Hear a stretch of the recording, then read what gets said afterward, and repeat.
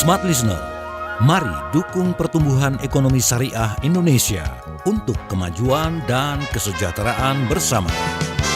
Segera kami hadirkan Smart Syariah bersama masyarakat ekonomi syariah. Smart Syariah, mencerdaskan dan menginspirasi. Selamat mengikuti.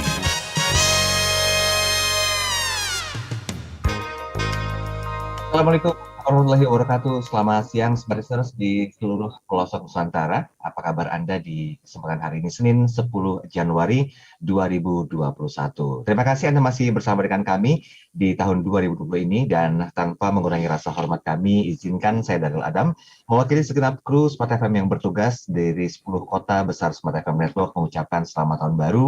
Semoga di tahun ini kita menjadi pribadi yang lebih baik lagi, dan semua resolusi-resolusi yang pernah tidak berhasil didapatkan pencapaiannya di tahun lalu, itu berhasil didapatkan di tahun ini. Nah, termasuk mungkin juga yang berhubungan dengan membentuk sebuah kawasan kuliner halal. Nah, di program Smart Syariah kali ini, kita akan coba bahas lebih detail tentang kawasan kuliner halal dan juga penguatan halal value chain. Bersama saya sudah hadir, ada Bapak Dr. Muhammad Buhari Muslim, beliau adalah pengurus Pusat MES dan Dewan Syariah Nasional MUI. Assalamualaikum, selamat siang Pak Buhari Muslim. Waalaikumsalam warahmatullahi wabarakatuh. Selamat siang Mas Daryl, Dr. Mas Tuki. Mudah-mudahan sehat semuanya. Hidup kita halal. Amin. Iya, sehat ya Pak Buhari ya. Sehat Mas Daryl. Baik, terima kasih Pak Buhari waktunya, dan Pak Buhari Muslim tidak sendirian, didampingi oleh Kepala Pusat Registrasi dan Sertifikasi Halal BPJPH, Bapak Dr. Haji Mas Tuki HS. Assalamualaikum, selamat siang Pak Mas Tuki. Waalaikumsalam warahmatullahi wabarakatuh. Selamat siang Mas Daryl dan seluruh pemirsa Smart FM. Iya, dan saya titip salam juga buat semua rekan-rekan dari BPJPH yang bergabung di virtual meeting kali ini tanpa menyebutkan nama lengkapnya satu persatu. Selamat bergabung bersama kami. Oke, Smartlisteners, nanti kami ajak Anda untuk berdiskusi, memberikan komentar atau pertanyaan di WhatsApp kami 0812 11 12 959, dan kami juga live di dua sosial media Smart FM. Yang pertama di kanal YouTube Smart FM, Anda bisa coba interaksikan komentar Anda atau pertanyaan Anda di kolom chat yang sudah kami siapkan live chatnya. Dan jangan lupa berkenan untuk melakukan like, komen, dan juga subscribe untuk terus mendukung program-program kami tayangkan di kanal YouTube Smart FM. Dan kami juga live di akun Facebook Smart FM. Baik, sebenarnya kita akan mulai perbincangan tentang kawasan kuliner halal dalam penguatan halal value chain. Mungkin di sesi pertama, berkenan Pak Buhari Muslim, kita kasih gambaran sedikit sebagai sebuah bentuk elaborasi awal tentang potensi dari kuliner halal di Indonesia. Nah, bagaimana positioningnya secara global ini Pak Buhari? Baik, makasih Mas Daryl. Bismillah, alhamdulillah, wassalatu wassalamu ala rasulillah. Kalau kita ngomong tentang kuliner halal, karena saya ada dua posisi di MES dan juga di DSN. Kalau kita kaji dulu kenapa sih, ini dari aspek syariah lah kira-kira gitu ya. Kok menarik kalau bicara masalah kuliner, makanan, dan itu dikaitkan dengan halal. Sebetulnya ada sebuah nilai yang mulia dari sebuah kisah, di mana Nabi Adam itu kira-kira sederhananya dipindah dari surga ke bumi ini hanya gara-gara makan sesuatu yang dilarang. Sehingga nilai untuk memperbincangkan makanan halal, kuliner halal itu sangat menarik. Jadi starting point-nya kita ngomong halal itu memang sudah ada cerita dari zaman Nabi Adam di surga gitu ya. Ini menarik sehingga ngomongnya kuliner halal gitu nah. Nah, kalau kita ngomong begitu, tadi Mas Daryl bilang potensinya besar enggak? Ya besar. Bahasanya gimana enggak besar, tapi nanti nilai-nilai data-datanya banyak lah, kita bisa akses di internet, atau bahkan beberapa waktu yang lalu Bapak Wakil Presiden menyampaikan potensi secara data, itu banyak lah ya. Tapi memang nilainya, kenapa ini penting? Ya biar bahasanya gini, kita yang sudah di dunia ini harus benar-benar bicara tentang makanan halal. Sehingga makanan halal ini memiliki potensi yang sangat besar. Misalnya begini, kalau kita buka data di internet atau di banyak ketika seminar-seminar di Halal Center Lifestyle-nya banyak itu menyampaikan, misalnya begini, tahun 2017 itu Muslim food expenditure-nya itu nilainya sampai 170 miliar US dollar. Nanti diprediksi kira-kira 3 tahun lagi itu kita sudah akan bisa mencapai 250-an miliar US dollar. Nah, ini sebuah prestasi yang perlu terus ditingkatkan bagi negara kita, Indonesia. Khususnya adalah kuliner halal, halal food. Kenapa ini penting? Kita tahu dalam data atau misalnya yang dipublish oleh State of the Global Islamic Economic Report tahun 2019-2020, Indonesia yang dibanggakan penduduk muslimnya terbesar di dunia, hampir 90 lah, 87% muslim. Tetapi kalau dilihat dari industri halalnya, kita masih kalah dengan Malaysia, dengan Uni Arab Emirat, dengan Bahrain, dengan Saudi. Nah, padahal kita ngomong, kita ini adalah mayoritas muslim terbesar. Kenapa kita tidak bisa menjadi ekosistem industri halal terbesar di dunia? Ini tantangan kita. Kalau potensinya ini berarti tantangan yang sangat besar. Nah, kita harus maju di sini. Karena apa? Makanan itu menjadi ya kebutuhan sehari-hari orang lah. Nah, kalau kebutuhan sehari-hari itu akan bicaranya mesti ekonomi. Kalau kebutuhan sehari-hari tidak lepas dari halal. Maka dari itu, Mas Daril, sektor halal food ini harus menjadi yang utama di kita. Kenapa? Misalnya ada beberapa hal. Peningkatan kebutuhan halal dunia itu terus meningkat. Di kita saja selama pandemi menurut data itu 13%. Ini menurut data itu meningkat total konsumsi makanan halal dunia. Jadi orang-orang di dunia itu bahasa sederhananya menuntut agar makanan itu tersertifikasi, nanti Pak Dr. Masuki, ya halal. Ini 13% meningkat. Nah, kalau itu meningkat, potensi Indonesia untuk menjadikan pusat kuliner halal dunia itu sangat besar. Yang kedua, industri halal ini bisa menjadi andalan untuk meningkatkan produk domestik brutonya Indonesia nasional. Kalau kita meningkat, ini akan keren. Nah, inilah yang harus kita bangkitkan. Kira-kira gitu, Mas Daril. Ditahan sebentar ya, Pak Mas Tuki. Nanti kita coba bahas lebih detail di sesi kedua karena waktunya akan lebih panjang lagi. Nah, seperti itu sudah banyak poin yang disampaikan oleh Pak Bukhari Muslim tentang data yang disampaikan tadi mengenai halal dan keadaannya serta potensinya di Indonesia. Nah, bagaimanakah peran sertifikasi? Nanti kita akan coba bahas lebih detail di sesi berikutnya.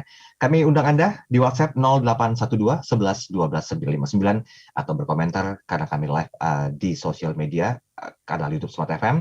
Anda bisa coba berkomentar di kanal YouTube Smart FM. Kami akan segera kembali. Kami segera kembali. Tetaplah menyimak Smart Syariah bersama Masyarakat Ekonomi Syariah.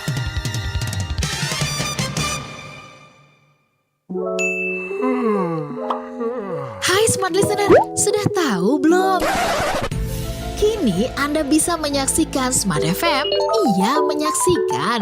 Jadi sambil mendengarkan programnya di radio, kami juga hadir live di Facebook Radio Smart FM. Klik fanpage Facebook Radio Smart FM. Smart FM, Business and Inspiration. Pastikan ya, Anda bersama-sama kami melalui live Facebook. Apa rencana bisnis Anda ke depan? Pandemi COVID-19 memang masih terjadi. Banyak pelaku bisnis yang menyerah, namun tidak sedikit yang masih bertahan. Apapun kondisi Anda, Smart FM tetap ada untuk Anda, bertahan dan terus berusaha berkarya, menjadi teman dalam perjalanan sulit dan juga berat. Saya percaya bahwa harapan itu kalau kita memberi hati jadi sahabat untuk Anda agar yang berat terasa ringan. Dan selalu ada ruang bagi Anda agar pesan kebaikan produk Anda tetap tersampaikan kepada masyarakat. Pada saat kondisi darurat, ketika kita berada dalam kesulitan, pasti selalu ada kemudahan. Nah, mekanisme pasar ini ada pihak developer sebagai pengembang, ada juga kemampuan masyarakat itu sendiri. Kami juga membangun kebersamaan yang kuat bersama listeners. Saya ini terpacu banget karena inspirasi dari narasumbernya, terutama dari narasumber Pak Abe Susanto. Keren banget sih itu. Pilih tidak sah atau mencoba mengikuti itu, kemudian dokumen-dokumennya menjadi sah di muka pengadilan. Segera hubungi kami di 0813 32 50 3717 atau email ke promo@smartfm@gmail.com.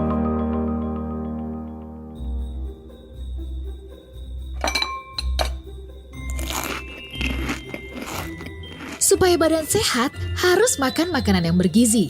Supaya pikiran dan hati juga sehat, harus dengarkan atau menyaksikan yang bisa menginspirasi. Yang datangnya dari hati. Anda bisa mendengarkan Smart FM melalui YouTube kanal Smart FM. Smart FM, Business and Inspiration. Pastikan Anda menyaksikan dan mendengarkan setiap program kami dan pastikan juga Anda subscribe kami di YouTube kanal Smart FM.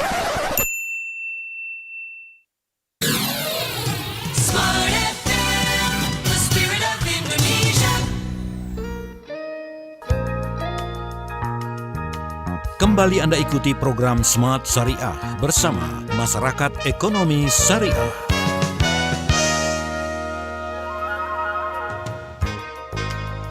Oke, terima kasih Smart Anda masih bersama kami dalam program Smart Syariah, tentunya membahas tentang kawasan kuliner halal dan penguatan halal value chain.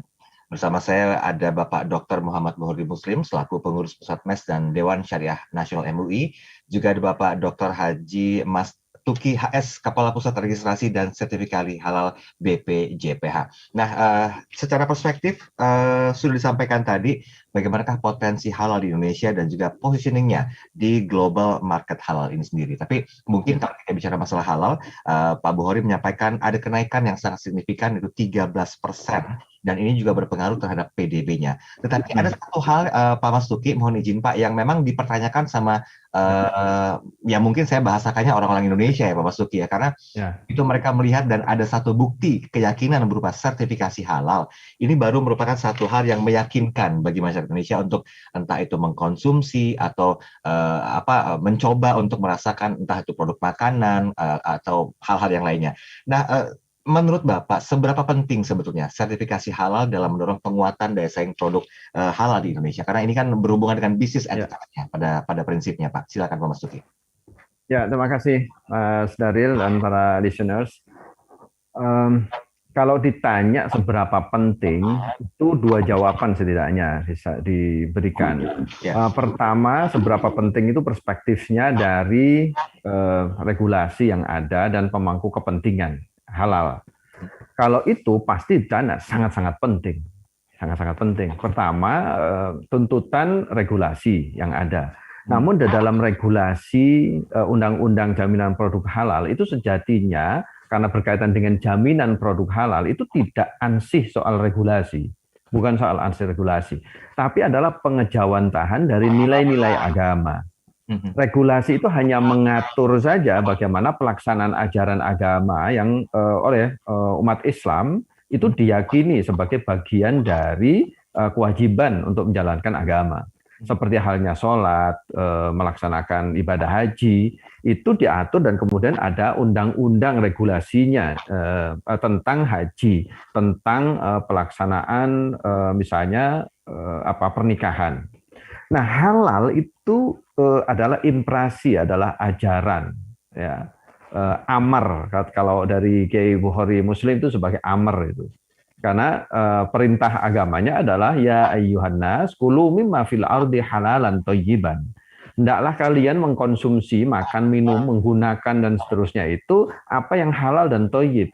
Jadi ketika undang-undang tentang jaminan produk halal itu sejatinya adalah pengejawantahan dari nilai-nilai agama. Jadi ini sangat-sangat signifikan, sangat-sangat penting sebagai bagian dari negara, kehadiran negara untuk menjamin bahwa umat Islam dan warga negara Indonesia yang terikat dengan undang-undang ini dapat menjalankan ajaran agamanya berkenaan dengan konsumsi, berkenaan dengan produk halal. Nah, karena produk halal ini, Mas Daril, bukan hanya konsumsi. Kalau kita bicara sekarang kuliner, ya, mungkin makanan, minuman ya. Tapi sejatinya yang dicakup dalam Undang-Undang Jaminan Produk Halal, dan ini yang tadi signifikansinya, adalah berkaitan dengan semua hal yang berkaitan dengan kehidupan sosial seorang Muslim dan warga negara. Ada kosmetik, ada obat-obatan, bahkan barang gunaan yang digunakan, dipakai, ini juga termasuk bagian dari yang wajib bersertifikat halal. Nah, kalau dilihat dari perspektif lain, yaitu bukan sebagai regulator dan pemangku kepentingan, tetapi masyarakat yang menjalankan sertifikasi halal, saat ini memang kalau saya ingin saya sampaikan belum menggembirakan semuanya. Karena misalnya dari pelaku-pelaku UMK yang mikro, terutama misalnya banyak sekali yang masih belum merasa penting sertifikat halal ini, karena belum ada best practice-nya. Nah, ketika dikaitkan dengan best practice, misalnya UMK yang sekarang mendapatkan sertifikat halal, kemudian ada penambahan omset, ada trust yang terbangun dari konsumen, misalnya, nah baru tuh merasa tuh pentingnya itu. Tetapi kebanyakan kita, meskipun kewajiban bersertifikat halal ini baru 2 tahun ya, kan baru 2 tahun ini. Tapi kalau pelaksanaan sertifikasi halal sudah 25 tahun, 30 tahun dilaksanakan oleh MUI. Namun karena ini belum dijadikan sebagai kewajiban dan baru 2 tahun terakhir ini, ya tentu tadi signifikansi pentingnya itu harus dibangun dulu. Seberapa sadar dulu tentang halal, baru kemudian kalau sudah ada nilai-nilai yang dirasa memang mereka misalnya tadi ada kaitannya dengan kenaikan omset, ya itu makanya kemudian penting. Maka edukasi kami sebenarnya 2 hal tadi. Pertama, ini adalah bagian dari ajaran agama yang itu ketika menjalankan, ketika produsen memproduk ya produk-produk halal itu sejatinya memberikan jaminan bahwa masyarakat yang mengkonsumsi, menggunakan itu aman dari sisi agama, aman dari sisi kesehatan, dan aman dari sisi sosialnya. Nah, ini yang kita bangun untuk membangkitkan seberapa pentingnya tadi. Begitu, Mas. Kita coba perkecil skupnya ya Pak ya, karena banyak orang yang mungkin merasa kalau kita bicara masalah halal itu hanya seputar kuliner, makanan, minuman, walaupun sebenarnya turunannya juga banyak dari kosmetik, fashion, sampai pariwisata dan sebagainya. Tapi menarik ketika Bapak menyampaikan tadi belum ada best practice-nya. Apakah ini juga merupakan satu dari sekian banyak kendala yang mungkin dialami ketika penguatan tentang proses sertifikasi halal di kuliner ini menjadi belum begitu maksimal penerapannya? Apa kendalanya mungkin selain belum ada implementasi? Bagi kebanyakan pelaku usaha, terutama mikro dan kecil, bahan halal, bahan sediaan halal tepatnya, itu yang menjadi kendala utama. Bahan sediaan halal ini karena menjadi syarat dari produk itu bisa dilakukan sertifikasi. Kalau bahannya tidak halal, ya akan sulit nanti untuk dilakukan audit. Nah, persoalan mengaudit terhadap produk itu sendiri kan bagi pelaku-pelaku UMK. Saya akan konteksnya UMK karena inilah yang mayoritas kita ini, 60 jutaan lebih. Kalau ini terbangun kesadaran halalnya, selesai Indonesia. Dan itu akan tadi itu membangkitkan gairah industri halal yang luar biasa. Nah, karena ini yang harus kita sampaikan, maka soal bahan baku halal itu terkait dengan ekosistem yang lainnya. Apa itu? Dengan industri. Misalnya, kebutuhan bagi UMK yang di kuliner misalnya, itu contoh daging. Nah, daging ini diproduksi oleh siapa? Oleh rumah potong hewan atau tempat pemotongan unggas. Sebagian besar ini baru 3%-an rumah potong hewan di Indonesia itu yang sudah bersertifikat halal. Artinya selainnya belum jelas kehalalannya. Padahal konsumsi terkait dengan tadi misalnya kuliner itu sebagian besar menggunakan daging. Belum lagi misalnya minyak, ya, terigu dan seterusnya. Bahan-bahan baku ini menjadi sangat-sangat penting dan ini masih kendala kita untuk sebagian besar UMK yang menggunakan bahan-bahan sediaan halal ini. Itu yang pertama. Nah, yang kedua berkaitan dengan tadi kesadaran untuk sertifikasi halal itu juga kita masih harus bangun. Saya tidak mengatakan rendah ya, karena kenyataannya begitu. Tapi ini memang ini yang harus dilakukan edukasi literasi. Kendala kami di lapangan sudah mendatangi misalnya segmen tertentu, segmen yang lainnya itu belum tahu sama sekali. Bahkan sebagian ya pelaku usaha itu masih belum tahu apa sih sertifikasi halal, bagaimana caranya, itu enggak. Padahal selama 2 tahun kami itu gencar di mana-mana untuk berbicara tentang sertifikasi halal. Kenapa? Ya karena spektrum masyarakat kita itu luar biasa besar. Di daerah-daerah, di kampung-kampung kecil, di gang-gang, itu semua itu berkaitan dengan produk-produk yang wajib bersertifikat halal, terutama berkaitan dengan kuliner, makanan. Nah, ini belum tersentuh secara merata. Itu kendala utama dan kami. Yang ketiga ya adalah karena banyaknya tadi itu, maka kami tidak bisa menggunakan lagi manual. Sistem sudah harus menggunakan aplikasi. Nah, kita tahu sendiri soal aplikasi itu, soal literasi digital itu juga problem lagi. Jadi 3 kendala ini utama yang sekarang kami terus coba perbaiki untuk bisa menggairahkan sekaligus menumbuhkan kesadaran masyarakat terutama UMK. Ya kalau yang menengah besar itu sudah aware, sudah awareness-nya sudah tinggi, nggak ada masalah. Tapi yang bawah ini, yang kaki 5 misalnya atau di pasar tradisional macam itu semua konsumsi meskipun tidak di kawasan itu, tapi konsumsi halal semua itu. Karena memang bagaimanapun juga bottom line-nya ini ya penggerak ekonomi juga sebenarnya Pak Mas. Betul. Iya. Nah, ini kembali ke statementnya Pak Mas Duki tadi, edukasinya masih dirasa masih kurang, belum lagi siap masuk ke era digital. Tapi Pak Buhari mau komentar nanti ya Pak, sesi ketiga ya?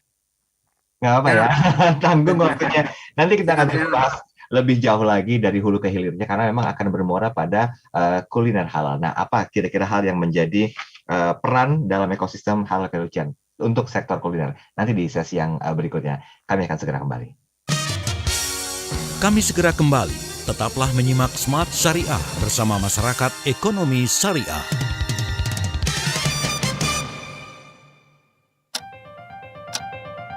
Semua serba berubah. Demikian pula program inspirasi pukul 7 malam di Smart FM. Kamis, Smart NLP. Artinya untuk orang-orang kita sebut normal gitu loh. Ya, untuk orang yang normal, kayaknya respon kayak begini ini tidak lazim gitu loh. Jumat, refleksi sahabat Pri GS. Kalau kita membuat pembenaran yang banyak, itu berkaitan dengan excuse ya, berdalih. Sebetulnya itu hanya untuk menutupi keadaan kita yang sebenarnya. Pastikan Anda menyimak program inspirasi kami pada pukul 7 malam. Smart FM Business and Inspiration. Hai Smart Listeners, coba sebutkan apa yang paling Anda suka dari Smart FM. Pembicaranya kah? Programnya kah? Penyiarnya kah? Atau musiknya? Atau semuanya Anda suka? Smart FM, Business and Inspiration. Untuk menjalin silaturahmi lebih kuat dengan listener, Smart FM akan mengadakan Gathering Listener. Nah, sebutkan tempat yang menurut Anda paling pas untuk mengadakan Gathering Listener. Taman atau kebun terbuka, meeting room, atau auditorium hotel. Kirimkan pilihan Anda ke 0812 11 12 959 atau mention ke Instagram @radiosmartfm959 dengan format GL 2022 strip nama, strip usia, strip pilihan tempat. Dapatkan free tiket untuk 5 orang yang beruntung.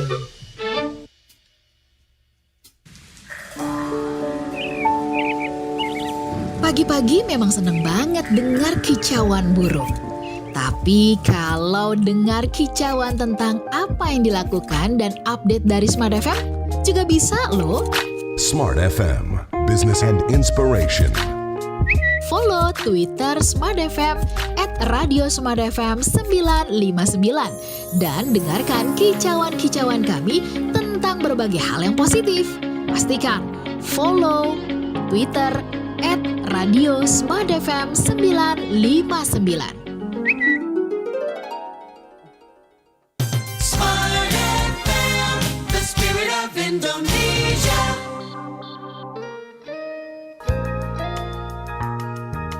Kembali Anda ikuti program Smart Syariah bersama Masyarakat Ekonomi Syariah.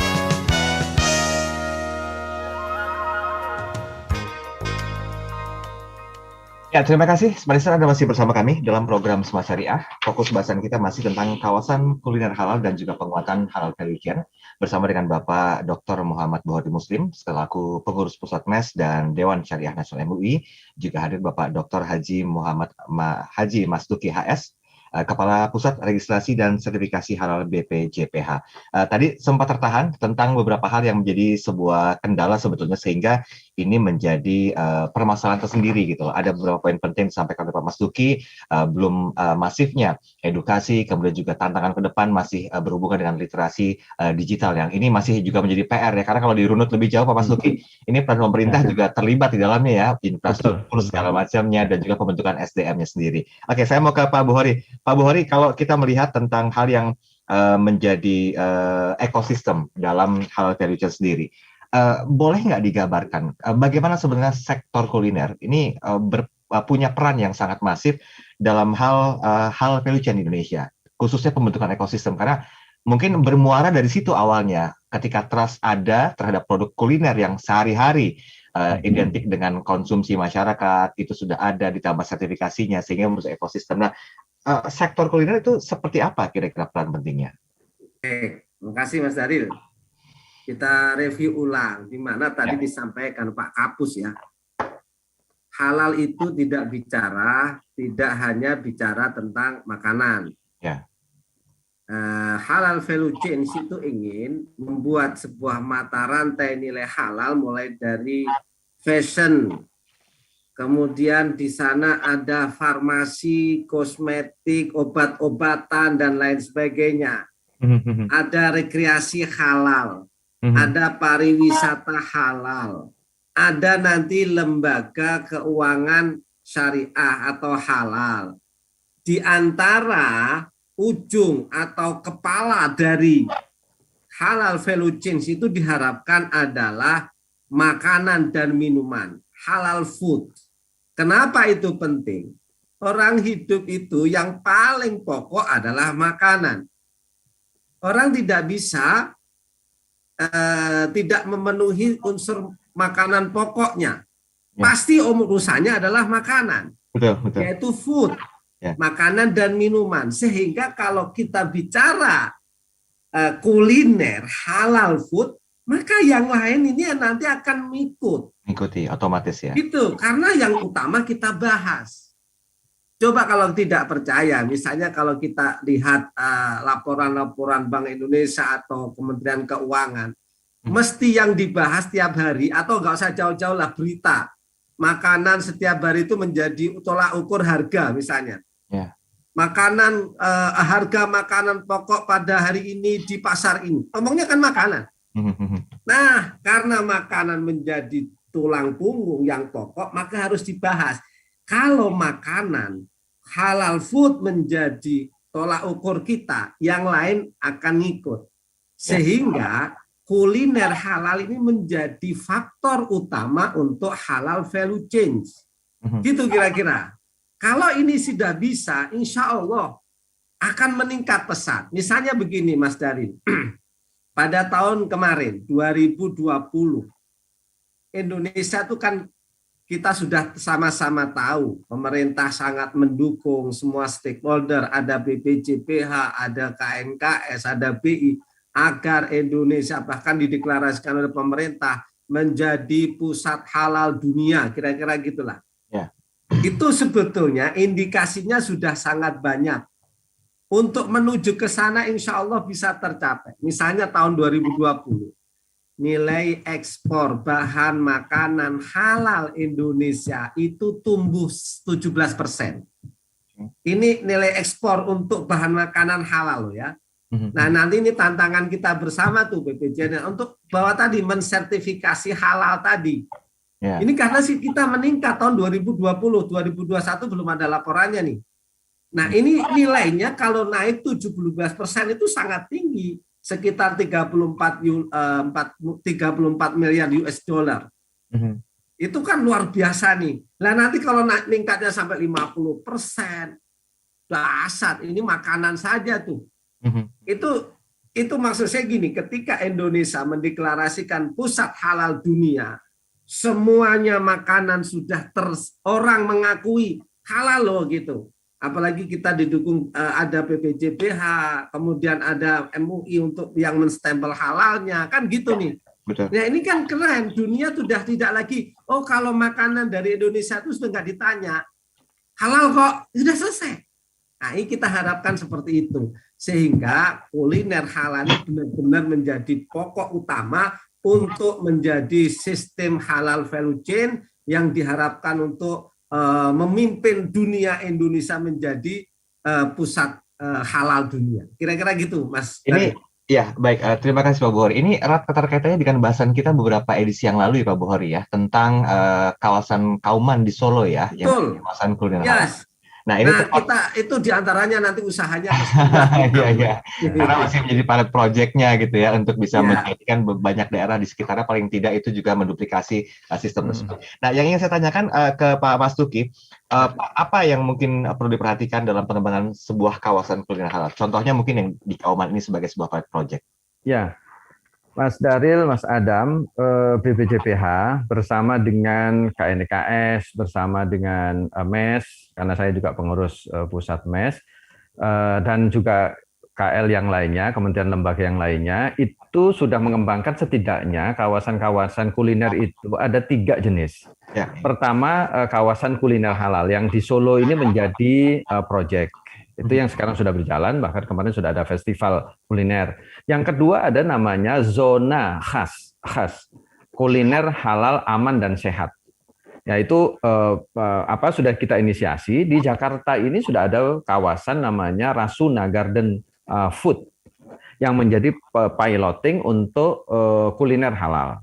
Ya, ini sama, ditambah dengan halal aman dan sehat itu ya kurang lebih halalan toyiban. Gitu ya, jadi zona khas. Ada lagi kawasan industri halal yang juga di sana juga terkait dengan kuliner. Salah satunya adalah mendorong UMK yang di bidang kuliner. Jadi, dan ini belum lagi yang sudah terpraktekkan sekarang, misalnya kantin-kantin di beberapa universitas itu sudah mendeklar halal, ya. Kemudian kawasan-kawasan yang lain, street food di beberapa lokasi di kawasan pariwisata, karena juga kami melibatkan juga kawan-kawan dari pariwisata, digabungkan. Ini sudah ada model-model kulineri halal itu, belum lagi yang sudah berjalan selama ini.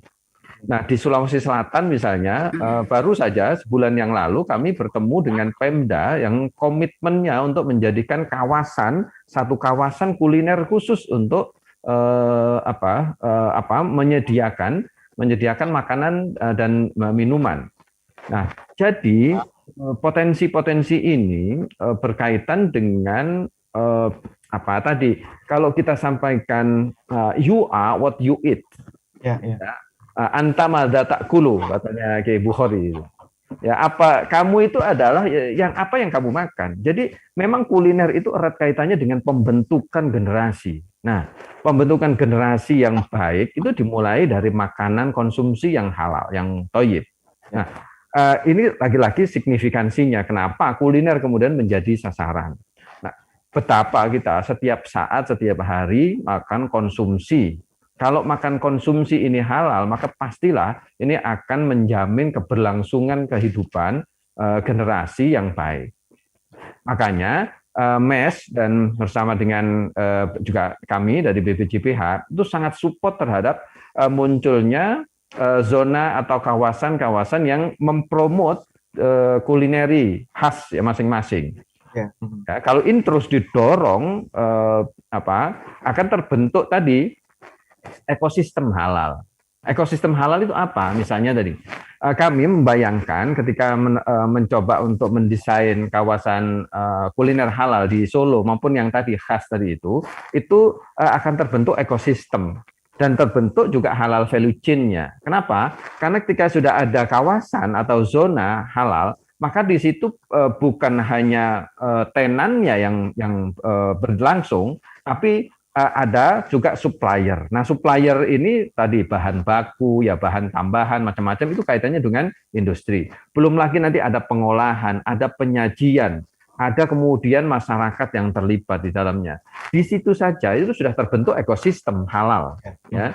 Belum lagi kalau ada distribusi, maka distribusi ini juga ada syaratnya, karena ketika nanti menyebut kawasan industri halal, ya, yang ada di situ adalah semua harus terpenuhi syarat-syarat kehalalan. Termasuk kalau ada distribusi, ya distribusi, atau kalau ada warehouse atau pergudangan yang masuk di dalam kawasan itu juga harus bersertifikat halal.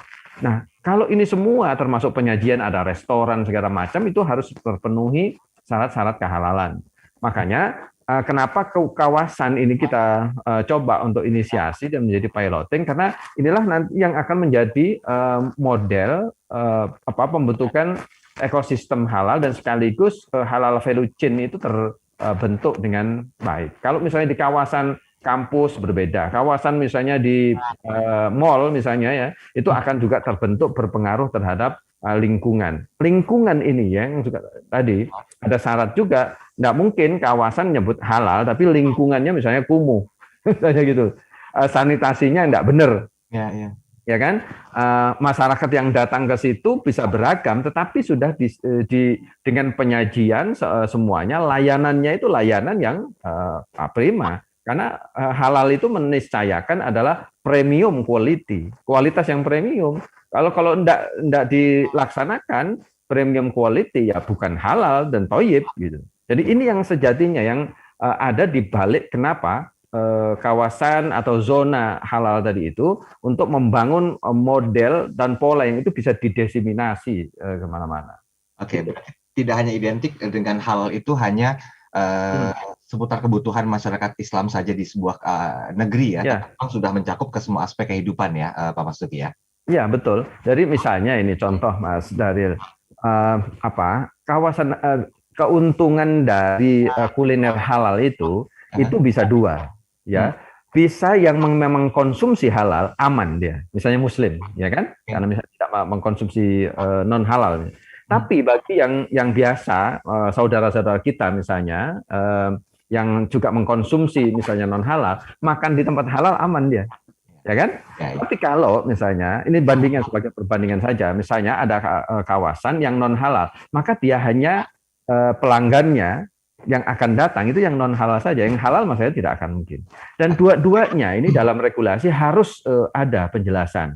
Yang halal sampaikan bahwa ini kawasan halal. Nah, nanti kalau misalnya ada kawasan non halal harus disampaikan, karena ini demi tadi ada penjaminan bahwa setiap Muslim dan warga negara dapat menjalankan agamanya dengan benar. Kalau tidak ada penjelasan, misalnya ini kawasan non halal, akan banyak orang terjebak di situ dan itu jangankan sampai kawasan. Kasus yang baru saja kemarin soal munculnya misalnya sedikit bahan non halal saja itu sudah ramai dan geger kan masyarakat. Nah, kejelasan seperti ini penting. Makanya kawasan halal bukan hanya untuk Muslim saja, misalnya ya, yang mengkonsumsi non halal pun juga bisa masuk ke dalamnya, karena ini halal thayyib itu identik dengan makanan yang bersih, sehat, higienis dan seterusnya. Gitu. Tahan sebentar Pak Mastuki dan Pak Bukhari, kita break dulu ya. Tinggal satu sesi terakhir, nanti kita coba maksimalkan di sesi terakhir. Tetap bersama kami.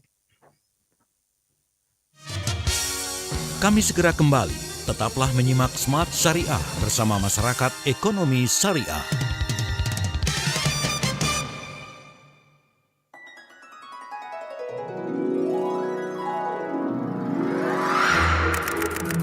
Anda suka posting foto-foto?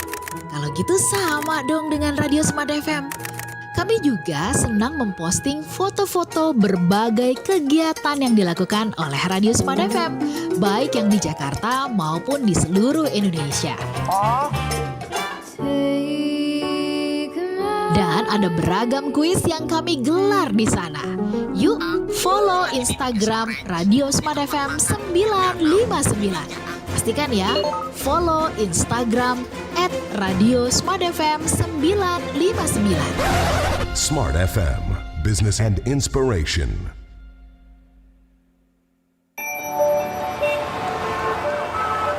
Berlalu lintas di kota besar memang akan sering mengalami kemacetan.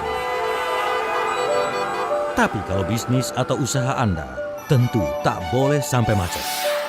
Agar tidak macet, saatnya sekarang produk dan jasa yang Anda kelola semakin dikenal bersama Smart FM Network.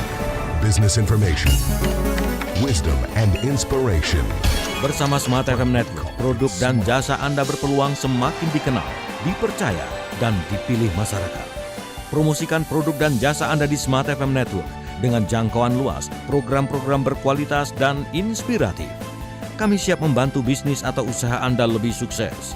Segera hubungi untuk pemasangan iklan Anda di 021 638 74090. Smart FM Network, Group of Radio Kompas Gramedia. Smart FM, Business and Inspiration. Kita tahu bahwa pandemi COVID ini harus bisa. Dunia kini berubah, ragam informasi tersaji dari berbagai platform. Tetapi apakah Anda tahu sejauh mana kebenaran informasi tersebut? Hati-hati dengan informasi yang Anda konsumsi. Informasi yang didengar, dibaca akan tersimpan di pikiran dan mempengaruhi keputusan dan tindakan kita. Smart FM, The Spirit of Indonesia, menjadi sahabat terbaik Anda. Menghadirkan lebih dari sekedar informasi yang menghibur, namun mengungkap kebenaran, berbagi inspirasi, dan bersama-sama merawat asa.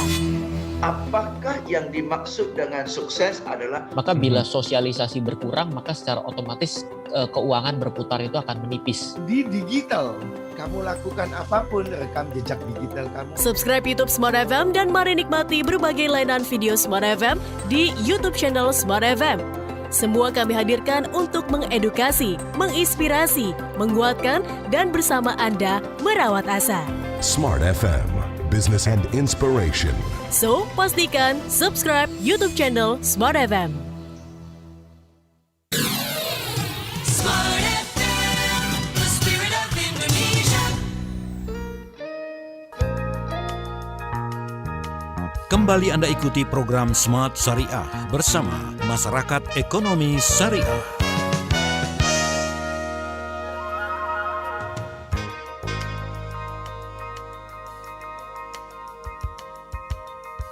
Ya, sudah sampai di sesi yang terakhir dalam program Perbincangan Smart Syariah di kesempatan kali ini 10 Januari 2022 bersama dengan Bapak Dr. Muhammad Buhari Muslim, Pengurus Pusat MES dan Dewan Syariah Nasional MUI, juga ada Bapak Dr. Haji Mastuki HS selaku Kepala Pusat Registrasi dan Sertifikasi Halal BPJPH.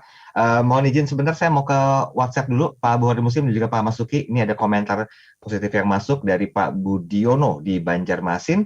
Pak Buhari, ini programnya berhasil, perlu adanya penyadaran, pemahaman agama secara kafah, maka edukasi terus-menerus itu fardu, yang ada adalah para awam tanggung ya, maka pasar makanan halal tetap bisa terserap secara otomatis. Oke, mau berkomentar Pak Buhari, silakan. Nah, menarik nih. Ini mungkin saya punya ide nih Pak Dr. Mastuki. Ya. Kita ini baik MES, BPJPH dan yang lain itu sama-sama merasakan betapa masyarakat kita ini belum sadar 100% tentang kebutuhan halal. Kita tahu itulah. Nah, dalam benak saya bisa jadi pendekatan literasi saat ini perlu kita rubah. Nah, sejauh saya amatin, tadi ini komentar bagus nih. Sudah bagus nih, tetapi memang sepertinya dukungan masyarakat itu masih belum bukan dukungan sih, kesadaran lah. Itu belum maksimal, masih ada memang betul meningkat ya, tapi belum 100% orang sadar. Saya butuh halal itu kayaknya masih banyak orang nggak peduli loh. Nah, saya kira ini tadi nih Mas Dari, komentar itu bagus untuk kita merubah tata cara pendidikan atau literasi atau publikasi kita. Menurut saya saat ini kita harus lebih ke bawah.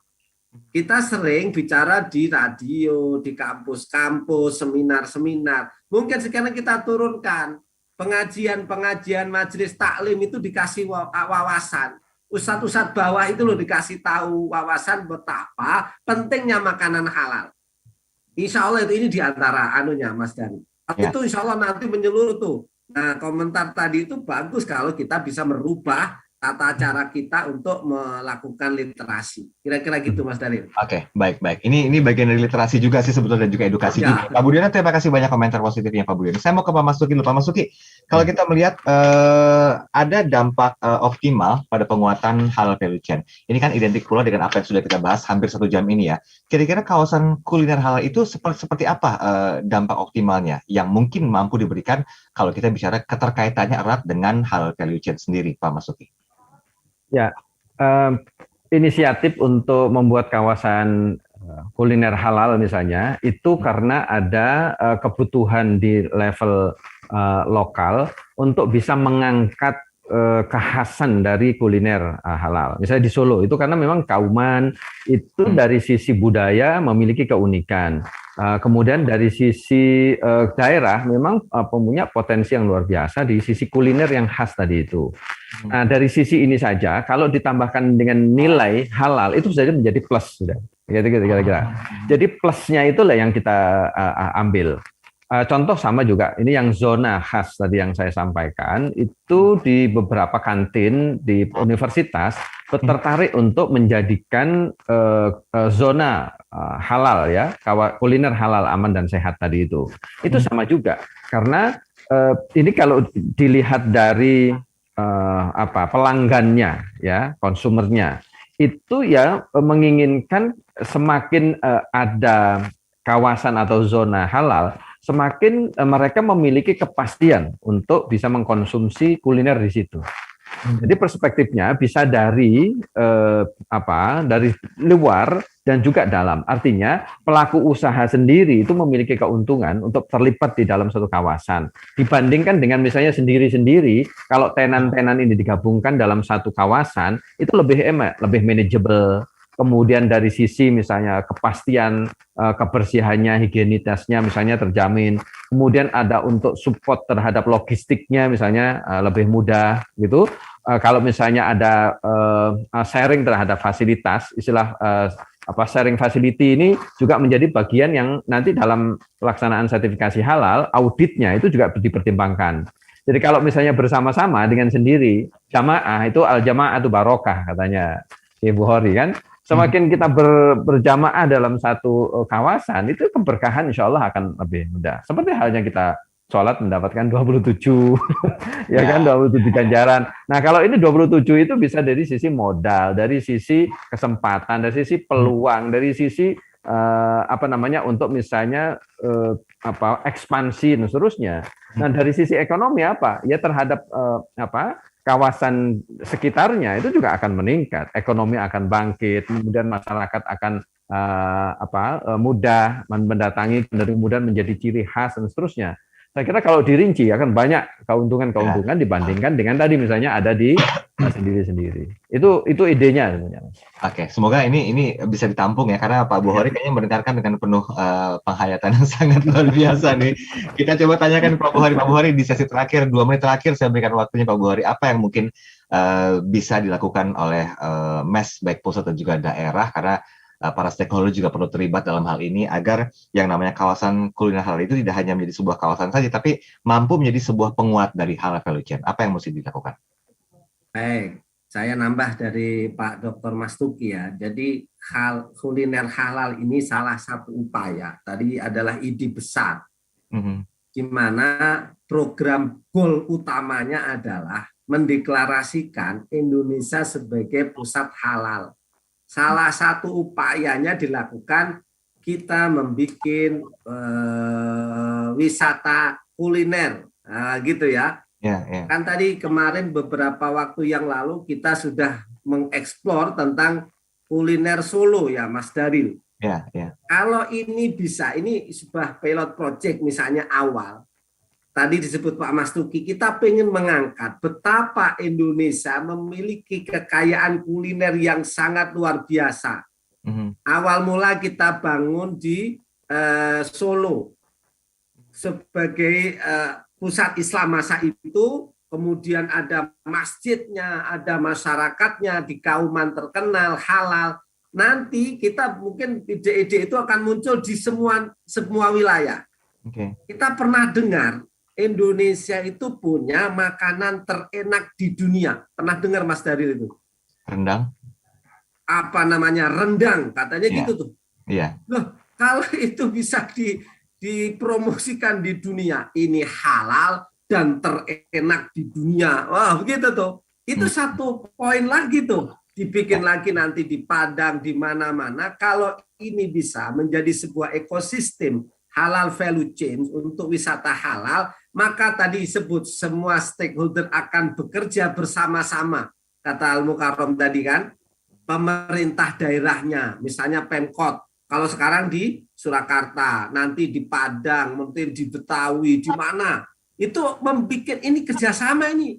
Untuk bikin apa? Oh, mereka perizinan lokasinya dipermudah dong, biayanya jangan dipersulit, jangan sertifikat halalnya dibantu gitu. Promosi publikasinya mereka. Bank Indonesia melakukan pendampingan, masyarakat kita lah, masyarakat ekonomi syariah dalam hal ini melakukan koordinasi dengan stakeholder itu agar pelaksanaan program wisata kuliner halal bisa jalan baik. MES juga bisa melakukan pendampingan, pelatihan berkelanjutan untuk UMKM karena di SDM-nya MES luar biasa. Edukasi tadi kita harus rubah nih, jangan kita mengedukasi di kampus. Masyarakat bawah, menengah ke bawah harus kita edukasi. Jangan hanya di TV, bisa jadi pengajian itu Pak Mas Luki, Mas Daril. Pengajian di televisi itu kalau kali itu temanya tentang produk halal gitu. Itu penting. Kita jarang mendengar itu. Berarti bisa dikatakan literasi dan edukasinya juga masih menjadi PR juga ya Pak Mas Luki ya. Setuju ya. Sangat setuju. Monitoring penting. Ini waktu kita sudah habis. Mohon izin Pak Bukhari, Pak Masuki. Mohon maaf sekali karena memang kalau kita bicara masalah ini nggak cukup 1 jam. Mungkin di episode minggu depan kita perlu sambung lagi ya karena masih banyak hal yang perlu kita bahas. Tapi terima kasih banyak Pak Bukhari Muslim, penjelasan hari ini sangat komprehensif sekali. Pak Masuki dari perspektif sertifikasi halal sudah kami tampung inspirasi. Semoga betul-betul bisa direalisasikan dengan dukungan MES pusat dan juga daerah dan juga para stakeholder dan para SDM yang terlibat. Sekali lagi terima kasih banyak. Sebenarnya kami pamit undur diri. Kita ketemu lagi di perjumpaan minggu depan dengan tema dan bahasan yang berbeda. Saya Daril Adam, wabillahi taufiq wal hidayah. Wassalamualaikum warahmatullahi wabarakatuh. Waalaikumsalam. Anda baru saja menyimak program Smart Syariah bersama Masyarakat Ekonomi Syariah. Mari dukung pertumbuhan ekonomi syariah Indonesia untuk kemajuan dan kesejahteraan bersama. Smart Syariah, mencerdaskan dan menginspirasi. Terima kasih dan sampai jumpa.